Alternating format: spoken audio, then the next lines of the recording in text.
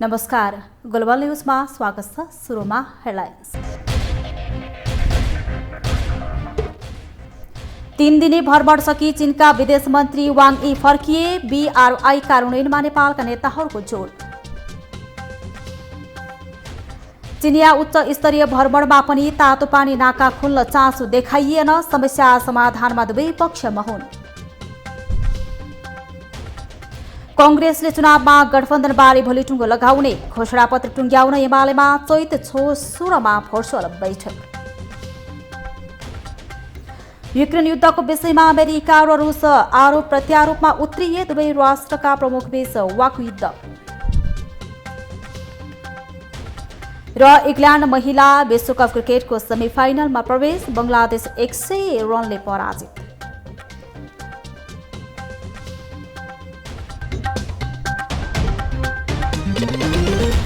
Global news अब विस्तारमा।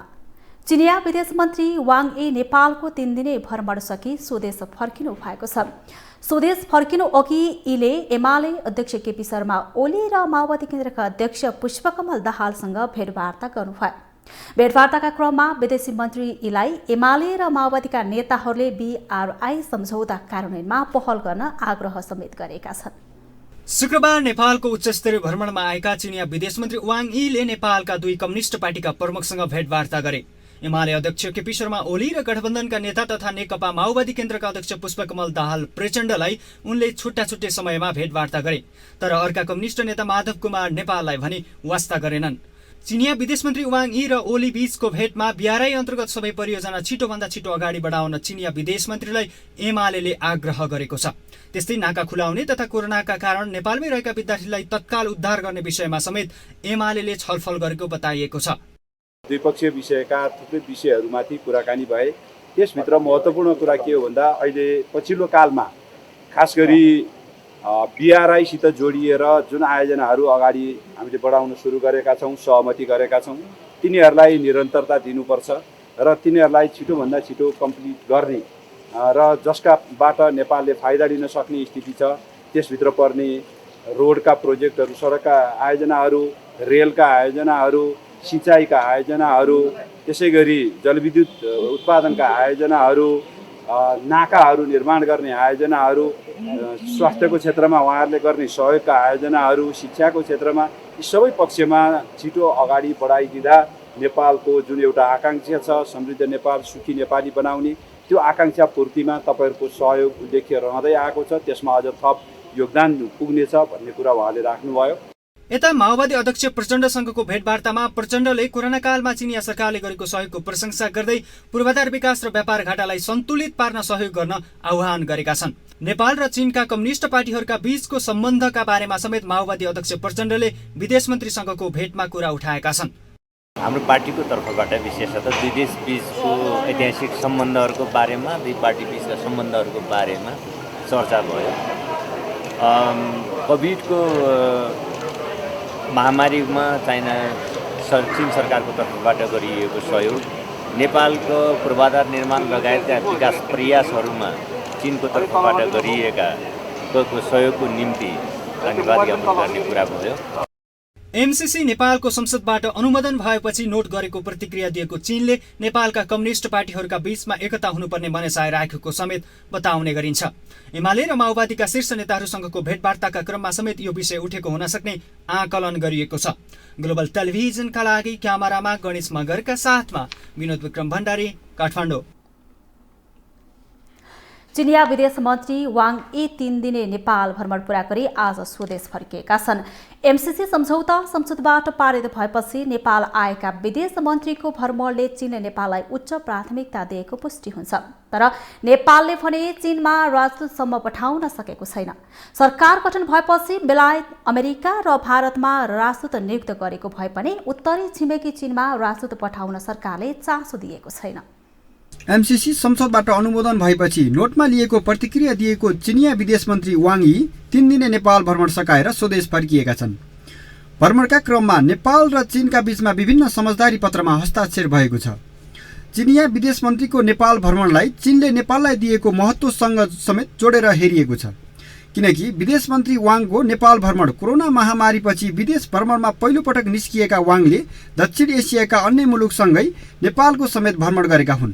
तर नेपालले भने उनको भ्रमणबाट फाइदा लिन नसकेको विज्ञहरूको भनाइ छ। अरू त अरू, नेपालले चीनमा राजदूत समेत पठाएको छैन। 7 समुद्र पारीको देश अमेरिका, बेलायतसँगै नेपालको दक्षिण छिमेकी मुलुक भारतमा समेत राजदूत पठाएको सरकारले चीनमा राजदूत नै पठाइसकेको छैन, जसका कारण नेपालको कूटनीतिमाथि नै प्रश्न उठेको छ। यो नियुक्ति भनेको तपाईँको राजदूत भनेको यहाँको एउटा बौद्धिक समुदायबाट ज्ञान अनुभव हासिल गरेको व्यक्तित्व गइदिँदाखेरि खासमा कसैले पनि विरोध जनाउँदैन। तर यहाँ त राजनैतिक भागभण्डामा पऱ्यो नि। अब यो मूल त मेरो विचारमा यस्तो नियुक्तिहरू, ठुल्ठुलो नियुक्तिहरू मुलुकको त्यो सरकार, प्रधानमन्त्री र उनले नेतृत्व गरेको सरकारकै जिम्मेदारी हो। तर त्यो जिम्मेदारीलाई बाँडचुँड गर्ने, सरकारको अंशभण्डा गर्ने, भागभण्डा गर्ने, उसको अधिकारको चाहिँ भागभण्डा गर्ने प्रचलन गैर संवैधानिक जस्तो लाग्छ मलाई। त्यसैको कारणले पनि यो ढिलाइ भएको होला। चीन विश्वको महाशक्ति राष्ट्र मात्र नभएर सिमाना जोडिएको नेपालको सबैभन्दा पुरानो मित्र राष्ट्र पनि हो। प्राचीन अरनिकोको समयदेखि वर्तमान समयसम्म आइपुग्दा नेपाल चीन सम्बन्ध सुमधुर पनि छ। तर वर्तमान सरकार गठन भएपछि राजदूत समेत नियुक्ति नहुँदा नेपालले लिन खोजेको परराष्ट्र नीतिमा समेत प्रश्न उठ्न थालेको छ। हिजो जब द्विपक्षीय वार्ता भयो, त्यसमा विभिन्न सम्झौताहरू हस्ताक्षर गर्ने कुराहरू थिए। त्यसमा BRI सम्बन्धीका योजनाहरू एउटा पनि परेको देखिएन। BRI अन्तर्गत भएका सम्झौताहरू जुन 2019 अक्टोबरमा प्रेसिडेन्ट सीको भिजिट हुँदा भएको थियो, त्यसलाई नै अगाडि बढाउने कुरो थियो। तर यहाँ आउँदा त्यो परियोजनामध्ये कुनै पनि परेको देखिएन। कारण बुझ्दाखेरि नेपाली पक्षले तयार नगरेको जस्तो पनि देखियो, अथवा गर्न नचाहेको हो कि पनि देखियो। यो त हामीलाई थाहा हुँदैन। तर मैले बुझेको कुरा चाहिँ नेपाल सरकारको तयारी पुगेन। अहिले पनि नेपाल चीन सीमा नाका बन्द जस्तै छ। रसुवामा रहेको नेपाल चीन सीमा नाका लामो समयदेखि पूर्ण रूपले सञ्चालन हुन सकेको छैन भने तातोपानी नाका पनि भूकम्पपछि लगभग बन्द जस्तै अवस्था छ। त्यसबाहेक नेपाल र चीनको सिमानामा पनि विवाद छ। तर यस्ता महत्त्वपूर्ण विषय रहेको भए पनि नेपालले राजदूत समेत नपठाउँदा दुई देशका बीचमा कूटनीतिक स्तरमा हुनुपर्ने वार्ता समेत प्रभावित भएको छ। ग्लोबल टेलिभिजनका लागि क्यामेरामा कबीर सिंह ठकुरीका साथ कविन्द्र तिमसिना, काठमाडौँ। चिनिया विदेश मन्त्री वाङ 3 दिने भ्रमण पूरा गरी आज स्वदेश फर्किए। नेपालमा रहँदा उनले राष्ट्रपतिदेखि प्रधानमन्त्रीसम्म भेटे। भ्रमणकै क्रममा नेपाल र चीनबीच विभिन्न परियोजनामा हस्ताक्षर भएको छ। तर लामो समयदेखि बन्द रहेका नेपाल चीन सीमा नाकाका बारेमा भने ठोस प्रगति हुन सकेन। 2072 सालको विनाशकारी भूकम्पपछि बन्द भएको नेपाल चीन सीमामा रहेको तातोपानी नाका अझै सञ्चालनमा आउन सकेको छैन। यता तत्कालीन प्रधानमन्त्री केपी शर्मा ओलीको कार्यकालमा नेपालले चीनसँग पारवहन सम्झौता समेत गरिसकेको छ। त्यसबाहेक चिनिया विदेश मन्त्री वाङ यीकै नेपाल भ्रमणका बेला समेत नेपाली घाँस चीन निर्यात गर्ने सम्झौता भएको छ। तर अहिले रहेका सीमा नाका भने बन्द जस्तै छन्। विदेश मन्त्रीको भ्रमणका बेला सरकारले नाकाको समस्या समाधान गर्न अनुरोध गरेको छ, तर कुनै पनि सहमति भने कायम हुन सकेन। व्यापार नाकाहरू पनि सुचारू रूपमा हुन सकेको, व्यापार घाटा उच्च भएको, त्यसकारण हामीले व्यापारको क्षेत्रमा, लगानीको क्षेत्रमा चाहिँ अब यो कोभिड पेन्डेमिक पनि बिस्तारै कम हुँदै गएको अवस्थामा यो सुचारू गर्नु पर्यो र खास गरेर पूर्वाधारको क्षेत्रमा यो चाहिँ तातोपानी र यतातिर रसुवागढी केरुङको नाकाहरू खोल्नु पर्यो भन्ने हामीले अनुरोध गऱ्यौँ। त्यसमा उहाँले सकारात्मक रूपमा अगाडि बढाउने भनेर भन्नुभएको छ। तत्कालीन प्रधानमन्त्री केपी शर्मा ओलीको चीन भ्रमणका बेला अहिले रहेका नाका बाहेक अन्य नाका समेत खोल्ने छलफल भएको थियो। तर अहिले भएकै नाका समेत सञ्चालनमा आउन नसक्दा चीनबाट हुने आयात समेत प्रभावित भएको छ।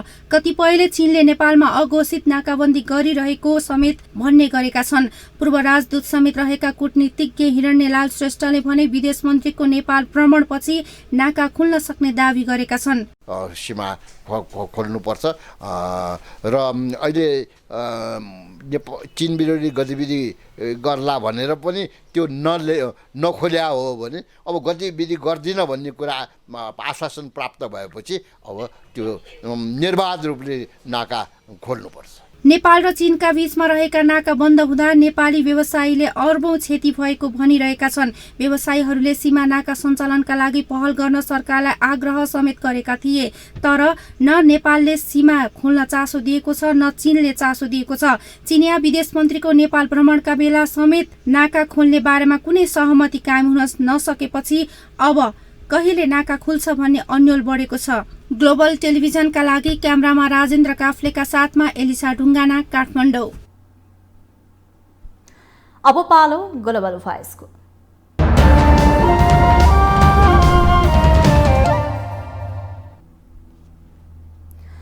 भूकम्पले क्षति पुर्याएपछि बन्द गरेको तातोपानी नाका अझै खुल्न सकेको छैन। द्विपक्षीय भेटका क्रममा नाका खोल्न सहमति भएको थियो, तर यसपटक त यो विषयमा कुरा नै उठेन। यसै सन्दर्भमा ग्लोबल भोइसमा आज हामीले सर्वसाधारणलाई सोधेका छौँ, चीनले नेपालसँगको नाका किन नखोलेको होला? अब यो चीनले नाका नखोल्नुमा त हाम्रो डिप्लोमेटहरूको कमजोरी देखिन्छ। यो परराष्ट्र नीति नेपालको साह्रै नै कमजोर छ। अब किन भन्नु पर्दाखेरि अब एक त सानो देश पनि भयो होइन, अनि यहाँको हाम्रो राजनीतिक माहौल पनि स्थिर भएन। अब तपाईँले भनिराख्नु पर्ने कुरा होइन, अब यो द्वितीय बहुमतको सरकार नै गिरेको देशमा तपाईँको राजनीतिक ऊ पनि हुनसक्छ। अब जुन देश स्थिर हुँदैन त्यहाँ त चलखेल त पक्कै हुन्छ, हेप्नु त स्वाभाविक हो। मलाई चाहिँ यो राजनीतिक स्थिरता नभएको भएर पनि यो ठुला मुलुकहरूले हामीलाई आफ्नो पकडमा राख्न खोज्ने यस्तो गरेको जस्तो लाग्छ। त्यो त खोल्नु पर्ने हो होइन, अब नखोलेर अब उनीहरूले नेताहरूले के गर्न खोजेको हो होइन, त्यो त नाकाहरू त खोल्नु पर्यो चीनमा गएर के गरेको हो भनेर। अब चीनले हाम्रो त्यो त्यस्तो गरेपछि त अब हाम्रो जुन भनौँ न हामीले चाहेको सामानहरू एकदमै अभाव भइसक्यो, थोरै भइसक्यो। हामीले चाहिँ त्यही समस्या आइपरेको छ, महँगी भयो हरेक कुरामा। नेपाली जनताले चाहिँ त्यही भोगिरहेको छ अहिले चाहिँ। मेरो विचारमा त अति नै चाहिँ उनीहरूले एउटा सुझाव पनि दिएको, एउटा चेतावनी पनि दिएको। किनभने हजुरको चाहिँ गाउँमा चाहिँ एउटा कुरा गर्थे, कुरा सुन्नु बुढोको चाहिँ आगा ताप्नु मुढोको भन्थे। एउटा चाहिँ भाइ भाड्दा चाहिँ छिमेकीको चाहिँ कुरो नसुन्दाखेरि चाहिँ भोलि हामी जस्तो नेपालीले दुःख पाउने हो, अरू केही होइन। त्यसले गर्दाखेरि चाहिँ जे गरेछ एकदम राम्रो गरेछ।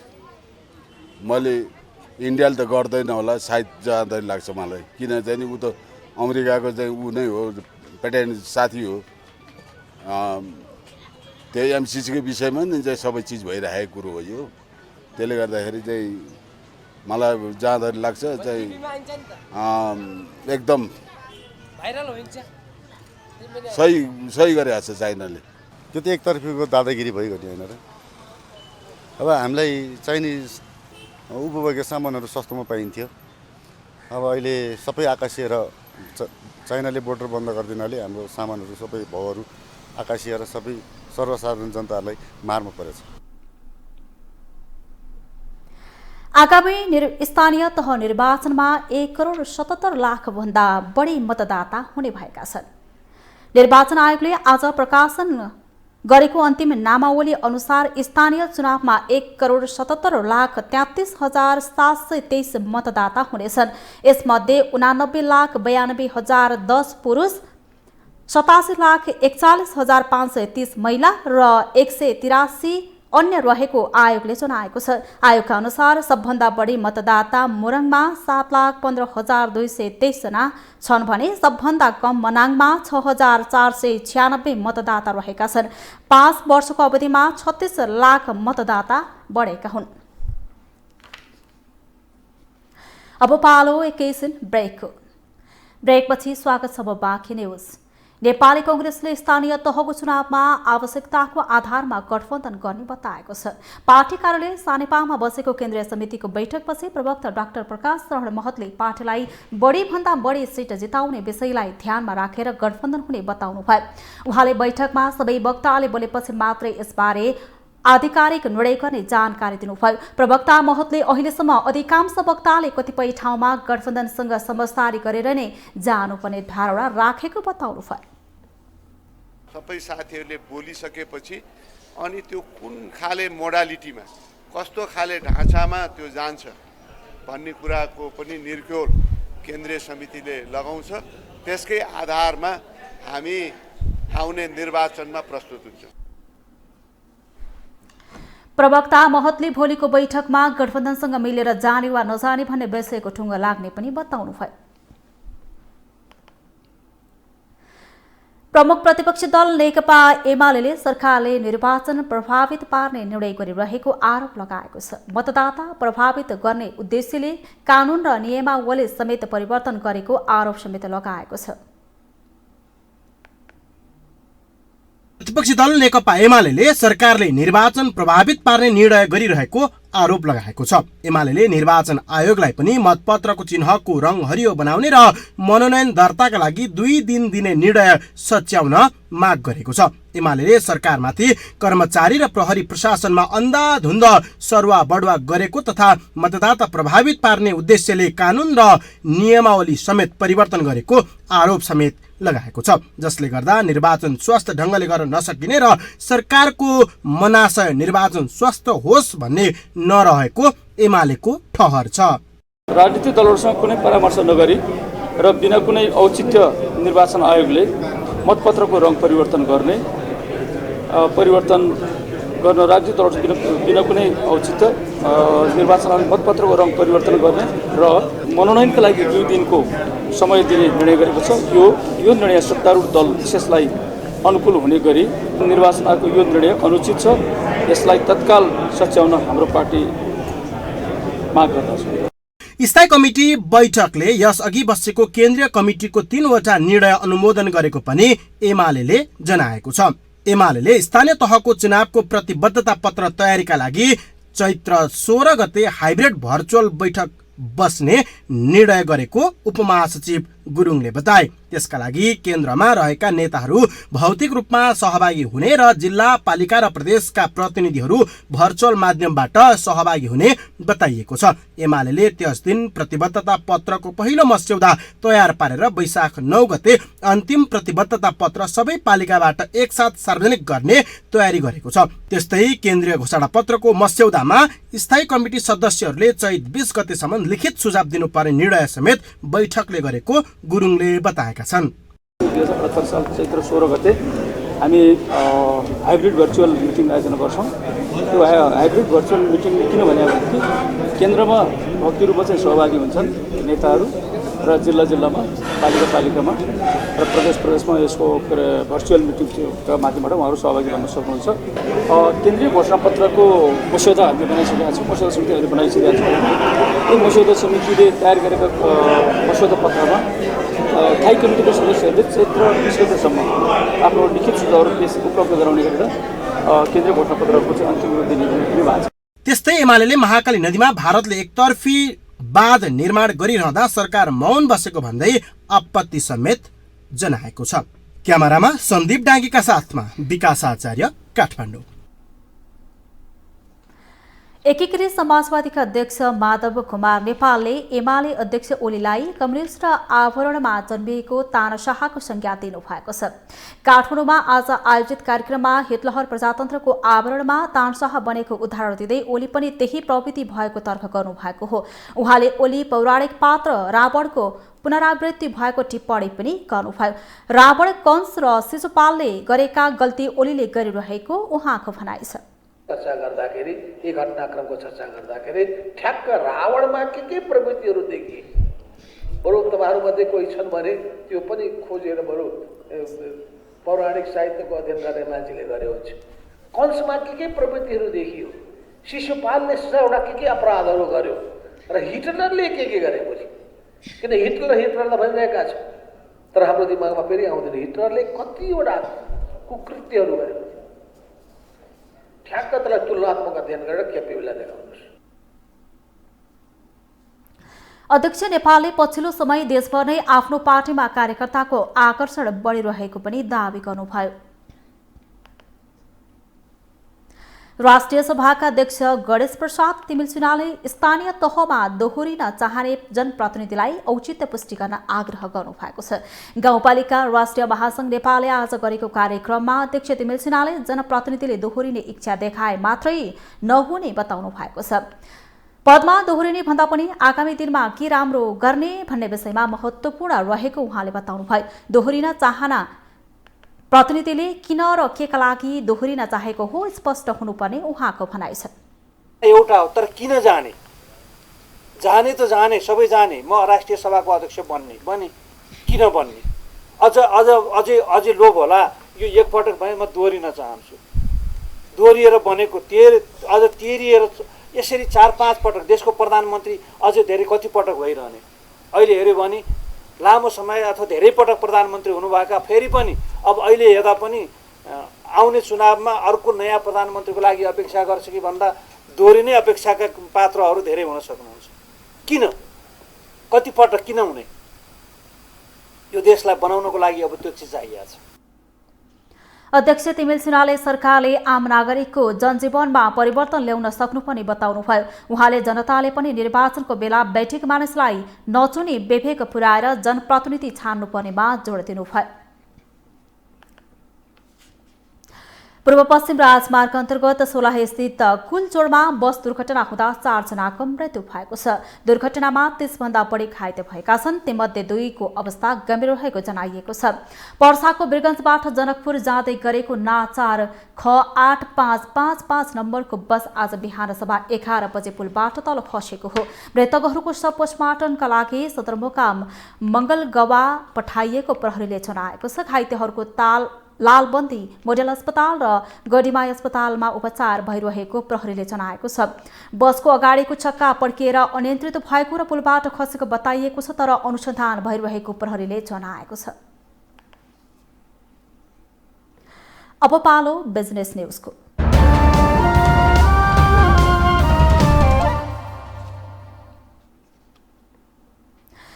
लगानी बोर्ड र नेपाल उद्योग वाणिज्य महासंघ बीच लगानी सम्बन्धी विस्तृत सम्झौता पत्र एमओयूमा हस्ताक्षर भएको छ। बोर्डका प्रमुख कार्यकारी अधिकृत सुशील भट्ट र महासंघका अध्यक्ष शेखर गोल्छाले आज सम्झौता पत्रमा हस्ताक्षर गरेका हुन्। कार्यक्रममा अर्थमन्त्री जनार्दन शर्माले नेपालमा विदेशी लगानी मात्रै नभएर प्रविधि पनि ल्याउन आवश्यक रहेको बताउनुभयो। त्यसका लागि नीतिगत तथा ऐन र कानून सुधारको आवश्यकता रहेको उहाँको भनाइ छ। हाम्रो समस्या आज कतिपय नीतिगत कारणले होला, कतिपय ऐन कानुनको कारण पनि यहाँ रहेका छन्, कतिपय हाम्रा प्रोसेसका कारणहरू पनि छन्, कतिपय प्रक्रियाका कारणहरू पनि छन्। आज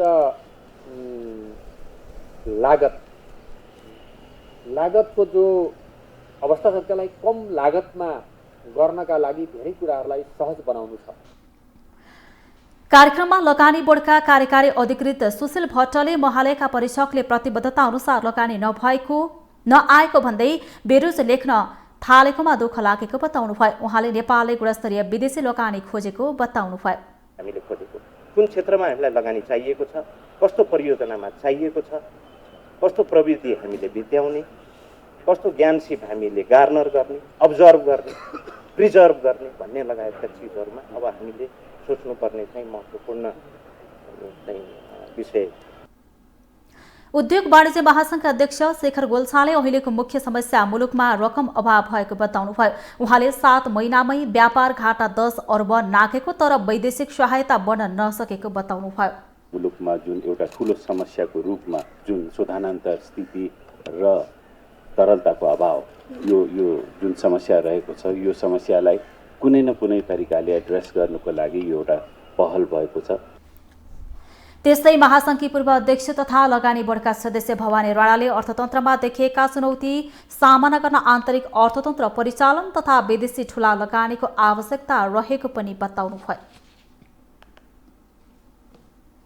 नेपाली कांग्रेसका महामन्त्री गगन कुमार थापाले नेपाललाई पूर्वाधारको क्षेत्रमा लगानी चाहिएको बताउनु भएको छ। काठमाडौँमा आज 10औं गैर आवासीय नेपाल विश्व सम्मेलनमा महामन्त्री थापाले नेपालमा अबको 8-10 वर्ष पूर्वाधारको क्षेत्रमा ठूलो लगानी चाहिएको बताउनु भएको हो। उहाँले नेपालको कृषि बजारमुखी हुने र मानिसहरूलाई बाहिर पठाउनाले पनि अर्थतन्त्रमा असर परिरहेको स्पष्ट पार्नुभयो। आन्तरिक स्रोतको परिचालनले मात्रै पूर्वाधारको विकास गर्न नसकिने भन्दै महामन्त्री थापाले बाह्य लगानी भित्राउनु पर्ने बताउनु भयो। नगरिकन हाम्रो पूर्वाधारलाई हामीसँग अहिले स्रोतको अभाव छ, त्यो हामीलाई चाहिएको छ। हामी यो ग्रान्टबाट ल्याउँला, लोनबाट ल्याउँला, डाइरेक्ट इन्भेस्टमेन्टबाट ल्याउँला, एउटा पार्टी हो भयो। त्यसरी हामीले यहाँको एजुकेसन हेल्थ दुईटा कुरा, हाम्रो ह्युमन डेभलपमेन्टको जुन अवस्था छ यो अवस्था नबदलिकन कनेक्टिभिटी भयो, पूर्वाधार भयो, तर यो अवस्था बदलेन भने हाम्रो चाहिँ व्यक्तिको एफिसिएन्सी हामीले बढाएनौँ, हाम्रो ओभरअल प्रोडक्टिभिटी हामीले बढाएनौँ भनेदेखि पनि हाम्रो कनेक्टिभिटीले मात्र हामीलाई पुग्न सक्दैन। महामन्त्री थापाले गैर आवासीय नेपालीलाई नेपालमा लगानी गर्न दिनुपर्ने बताउनुभयो। गैर आवासीय नेपालीहरूको लगानीसँग नेपालीहरू डराउनु नहुने उहाँले बताउनुभयो। उनीहरूलाई नेपालमा लगानी गर्न दिनका लागि नेपालका नेतृत्वले आत्मविश्वास देखाउनु पर्ने उहाँको भनाइ छ। ललितपुरको जाउलाखेलमा चैत्र 10मा सुरु भएको पुष्प मेला आज समापन गरिएको छ। फ्लोरिकल्चर एसोसिएसन नेपालको आयोजनामा गरिएको उक्त मेलाको तेस्रो दिनै लक्ष्यभन्दा धेरै अर्थात् 80 लाख बराबरको कारोबार भएको छ। फ्लोरिकल्चर एसोसिएसन नेपालको आयोजनामा ललितपुरको जाउलाखेलमा सञ्चालन गरिएको 4 दिने पुष्प मेला आइतबार सम्पन्न भएको छ। जाउलाखेलको खेल मैदानमा गरिएको 23औं पुष्प मेलाको नारा स्वच्छ वातावरण तथा आर्थिक समृद्धिका लागि पुष्प मेला रहेको थियो। पुष्प नर्सरी, पुष्प तथा पुष्पजन्य आपूर्तिकर्ता कम्पनी र पुष्प व्यवसायहरूको सहभागिता रहेको मेलामा मौसमी तथा बेमौसमी फूलहरूको बिक्री तथा प्रदर्शन गरिएको थियो।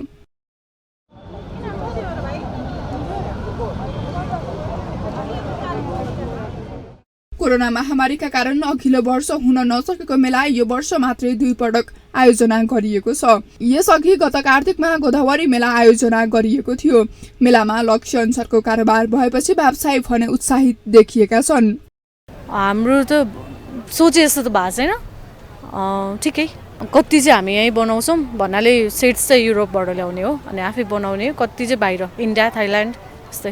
हामी त सबै सिड ल्याएछौँ यसपालि, त्यही हजुरको 22,000 to 30,000 को सेट्स। एकदम सन्तोषजनक व्यापार छ। लक्ष्यको बराबरमा पुगिरहेको छु। अरू त के यो फुल चिज राम्रो हो, घरमा राख्नुपर्छ।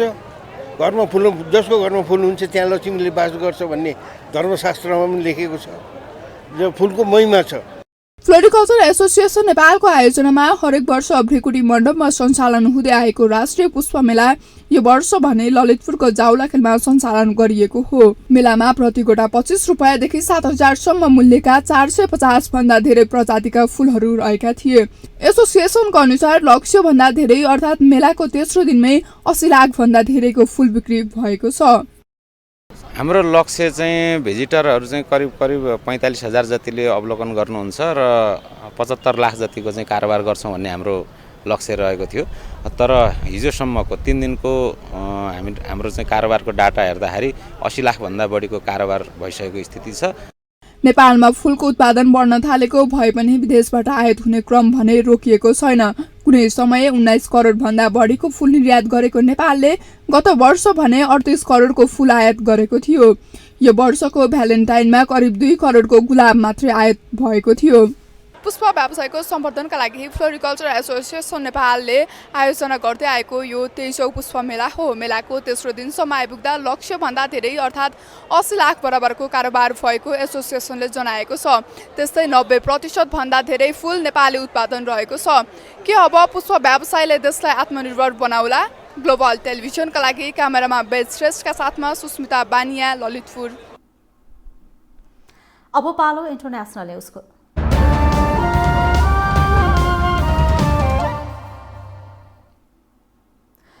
UK युक्रेन युद्धलाई लिएर दुई विश्व शक्ति देश अमेरिका र रुस आरोप प्रत्यारोपमा उत्रिएका छन्। अमेरिकी राष्ट्रपति जो बाइडेनले रुसी राष्ट्रपति भ्लादिमिर पुटिनको निन्दा गरेका छन्। युक्रेनमा गरेको आक्रमणलाई लिएर बाइडेनले रुसी राष्ट्रपति पुटिनलाई पदमा बस्न लायक नरहेको टिप्पणी समेत गरेका छन्। पोल्यान्डको राजधानी वार्सामा भएको कार्यक्रममा सम्बोधन गर्दै अमेरिकी राष्ट्रपति बाइडेनले पुटिन शक्तिमा रहन नहुने समेत बताएका हुन्। बाइडेनले सम्बोधन गर्दै रुसले पोल्यान्डको सीमाबाट झण्डै 50 माइलको दूरीमा रहेको युक्रेनको लभिभ शहरमा आक्रमण गरेको छ। साथै बाइडेनको टिप्पणीमा जवाफ दिँदै रुसी राष्ट्रपति कार्यालयले पुटिन शक्तिमा रहने वा नरहने भन्ने निर्णय बाइडेनको नभई रुसी नागरिक रहेको प्रतिक्रिया दिएको छ। अब पालो स्पोर्ट्स न्यूजको।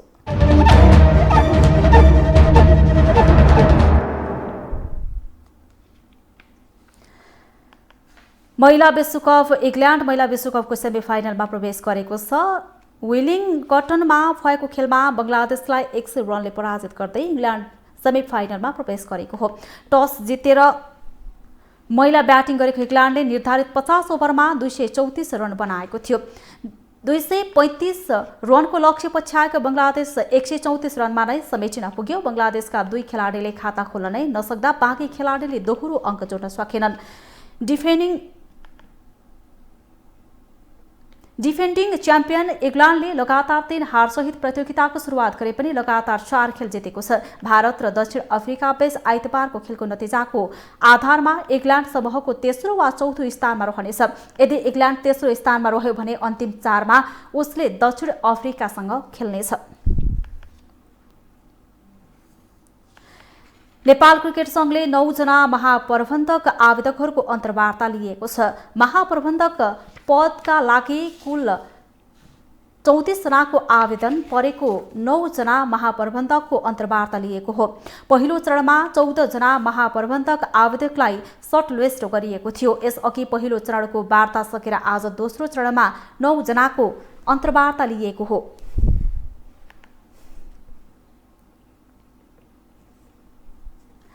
ग्लोबल न्यूजको अन्त्यमा अहिलेसम्मका हेडलाइन्स पुनः एकपटक।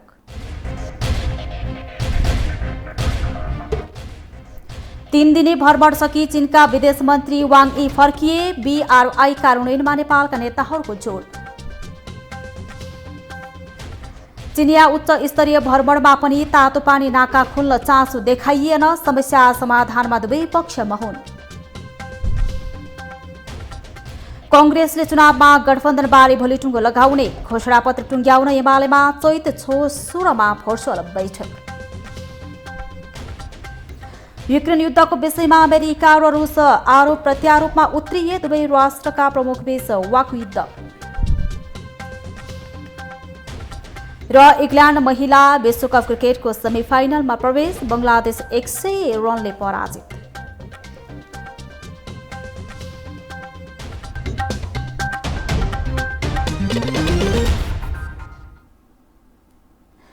ग्लोबल न्यूज अहिलेलाई यति नै। ग्लोबल टेलिभिजन तपाईँ फेसबुक तथा युट्युबमा पनि प्रत्यक्ष रूपमा हेर्न सक्नुहुनेछ। ग्लोबल टेलिभिजन हेर्दै गर्नुहोला। नमस्कार।